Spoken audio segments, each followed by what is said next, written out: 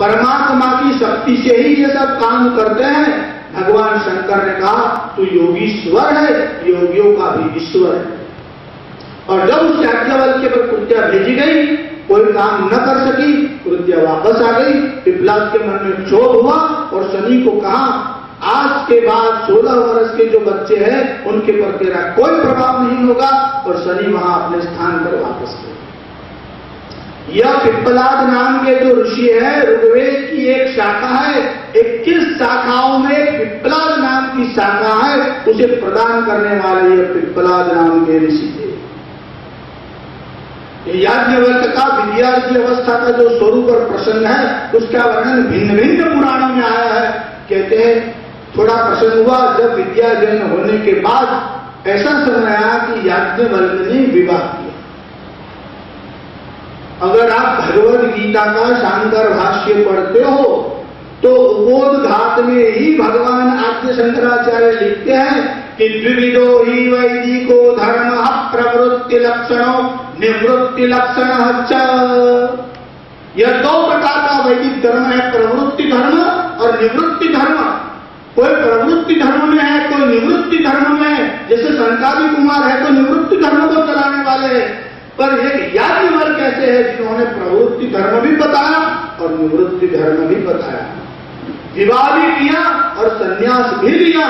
तो जब याज्ञवल्क्य ने विवाह किया, उनकी ज्येष्ठ पत्नी थी, उनका नाम मैत्रेयी था। देखिए कोई कोई लोग चरित्र लिखते हैं, किसी ने कात्यायनी को ज्येष्ठ लिख दिया है, मगर पुराणों में ऐसा नहीं है। और शंकराचार्य ने भी बृहदारण्यक उपनिषद के भाष्य में मैत्रेयी ज्येष्ठ पत्नी है ऐसा लिखा। और स्कंद पुराण में भी ऐसा ही आया है कि मैत्रेयी उनकी ज्येष्ठ पत्नी। यह मैत्रेयी जो है वह वेदांत और सत्संग में बड़ा रस रखती थी, इसलिए याज्ञवल्क्य ने पहले तो गृहस्थाश्रम किया मैत्रेयी से और उसके बाद उनका विवाह हुआ कात्यायनी से। देखिए स्त्रियों के काम की भी एक बात बता देता। जब कात्यायनी से विवाह हुआ तो मैत्रेयी के मन में थोड़ी जलन होने लगी। शास्त्रकार ऐसा लिखते हैं कि स्त्रियों में ईर्ष्या की भावना बहुत होती है। जब पति का ध्यान न रखती हो और पति को झुंझलाहट हो जाए तो दर्पण में सामने जाकर के खड़ा रहना और जरा सेंट लगाना, जरा अच्छे वस्त्र पहना, सब काम छोड़ करके उसका चित्त आपकी ओर ही रहेगा कि कहाँ जाते होगे, कहाँ जाते होगे। उसके मन में संदेह जल्दी हो जाता है और ईर्ष्या जो है वो थोड़ी जल्दी हो जाती है। तो कात्यायनी देवी ने देखा कि मैत्रेयी में याज्ञवल्क्य का रस थोड़ा बढ़ रहा है। एक बार ऐसा हुआ, यह कात्यायनी जो है वो पूजा कर रही थी।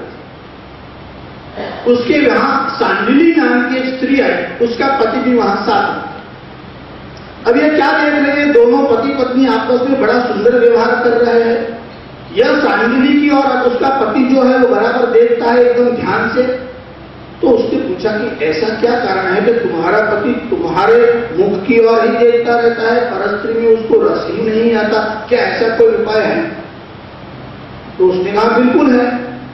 ऐसा हुआ कि जब मैं छोटी थी तो जो पंचपिंड गौरी तीर्थ है वहां में गई थी और जो वहां उपवास करके पूजा करती है उसकी सब मनोकामना पूर्ण होती है। उसको ऐसा पति मिलता है कि वह अपनी पत्नी की ओर ही देखता रहता है। अब आप इसका कैसा मस्त बनना कि वो स्टैच्यू की और पति को ही देखती होगी, कोई काम नहीं करती होगी।